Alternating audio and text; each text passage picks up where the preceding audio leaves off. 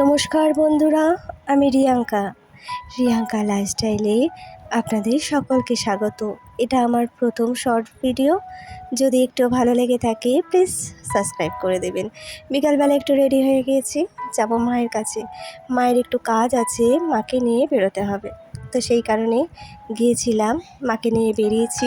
এবং এই যে পার্কটা দেখাচ্ছি, এটাতে আমরা ছোটোবেলায় খেলা করতে আসতাম। তো উপরে প্রচণ্ড ভিড়, নিচে একটুখানি সময় দাঁড়িয়েছিলাম।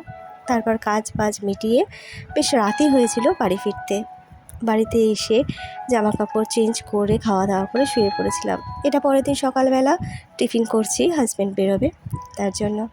তো চলো, ব্লগটা ভালো লাগলে একটু সাবস্ক্রাইব করে দিও, সঙ্গে থেকো, পাশে থেকো। আজকে ছেলেকে স্কুলে পাঠাবো না, তো সেই কারণে ছেলেকে আজকে একটু ম্যাগি করে দেবো।